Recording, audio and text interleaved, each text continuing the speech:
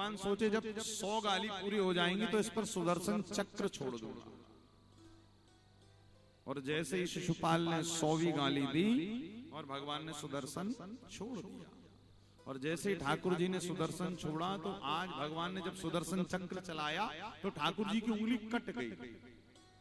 इसके पहले इतनी बार चलाया तो नहीं कटी, आज कट गई। क्यों? क्योंकि कन्हैया को पता है कि द्रौपदी भविष्य में तुम्हारे साथ समस्या आने वाली है। क्या? बोले तुम्हारे साथ समस्या आएगी कि कौरव लोग भरी सभा में तुम्हारी लाज उछालेंगे और उस समय में वस्त्र बन कर आऊंगा, किंतु तुम्हारा कोई पुण्य तो है नहीं कि मैं तुम्हारे लिए वस्त्र बन कर आऊं। तो ठाकुर जी व्यवस्था कर रहे हैं। यहाँ पर प्रसंग कह रहा है कि भैया यदि गलती से भी हमारा कुछ अच्छे कामों में लग जाए ना तो समझ जाइएगा कि भविष्य में ठाकुर जी आपको कोई बढ़िया वाला गिफ्ट देने वाले हैं। जैसे आज हम लोग यहाँ पर बैठे ना कथा सुन रहे हैं तो यहाँ पर आप सबका समय लग रहा है कि नहीं लग रहा है? टाइम। तो ये पक्की बात मानिएगा कि 30 तारीख के बाद में जो अंग्रेजी नया वर्ष आएगा, इंग्लिश न्यू ईयर आएगा ना 1 जनवरी, तो 1 जनवरी 2026 सबके लिए विचार करो कितना बढ़िया जाने वाला है। क्यों? आपका कहते ना भैया जो 31 है वो बढ़िया जानी चाहिए। एक तरफ तो वो लोग हैं जो 31 को ना जाने क्या क्या करेंगे, ना खाने पीने वाली वस्तुएं खाएंगे पिएंगे, ना करने वाले काम करेंगे। और वर्तमान में तो हमारे भारत जैसे संस्कृति वाले देश में 31 के नाम पर पता नहीं क्या क्या हो रहा है। ये सब क्या है? ये सब वेस्टर्न कल्चर है जो हम अडॉप्ट कर रहे हैं। बड़ी बड़ी मेट्रो सिटीज में देखिए जाकर के बच्चे पता नहीं 31 को तो मानो ये लगता है जैसे आज जेल से छूटे हो, सारे बुरे काम करते हैं और आधे से ज्यादा जेल में भी चले जाए। आप 1 और 2 जनवरी की न्यूज उठाकर देख लीजिएगा क्या क्या लोग नहीं करेंगे 31 के नाम पर। याद रखिएगा यहाँ पर जितने लोग भी कथा श्रवण कर रहे हैं, माताएं बहनें भाई जितने लोग भी कथा सुन रहे हैं, अभी से नहीं जितनी भी 31 आपकी जाए बुरे कामों में ना जाए, हो सके तो 31 के दिन घर पर बैठकर मानस जी का पाठ कर लीजिए। अब भैया उमापुर वालों की तो देखो भाग्य सौभाग्य खूब कृपा ठाकुर जी की हो रही कि 31 आपकी ठाकुर जी के नाम में जाएगी, क्योंकि 30 को कथा होगी और यहाँ पर 31 तारीख को बढ़िया भंडारा है। तो उल्टा सुल्टा वैसे ही नहीं खाओगे, बढ़िया भंडारा खाओगे और जब जो खाओगे फिर 1 तारीख की सुबह आपकी वैसे ही जाएगी। होगा कि नहीं होगा? तो अब ये तो 2026 वाली 31 बढ़िया मन गई, 25 वाली। अब अगले वर्ष क्या करोगे? तो अगले वर्ष आप लोगों को ये संकल्प लेकर जाना है कि महाराज 31 के दिन हम मानस जी की कम से कम 5 दोहे पढ़ेंगे और वो दोहे पढ़कर हम 1 जनवरी में प्रवेश करेंगे।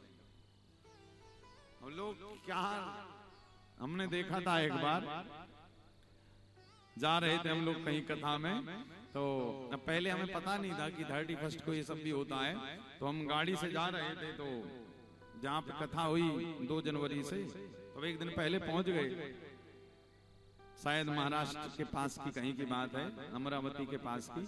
तो जो सज्जन आए थे एयरपोर्ट लेने, नागपुर एयरपोर्ट, तो नागपुर से गाड़ियों से जा रहे थे हम, तो वहां पर देखा तो एक जगह हमने दृश्य देखा कि रास्ते पे नाली के किनारे 2 लड़के पड़े हुए थे। हमने कहा भैया बताओ, अरे राम लगता है कोई मार कर चला गया, एक्सीडेंट। बोले नहीं महाराज 31 थी कल। हमने कहा 31 थी तो ऐसे गिरा जाता है? बोले नहीं आपको पता नहीं। हमने कहा क्या होता है? बोले 31 को खूब उल्टा सीधा खाया पिया होगा, आप डले हुए। हमने कहा अरे राम ने यही होश नहीं कि अब 1 जनवरी भी लग गई। बोले ये ऐसे ही मनाई जाती है। क्या मतलब?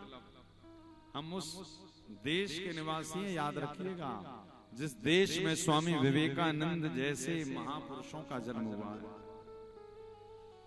हमारे भारत के यशस्वी स्वामी श्री जब विवेकानंद जी शिकागो की धरती पर गए ना, एक कॉन्सर्ट हुआ, एक बहुत बड़ा उनका प्रवचन हुआ।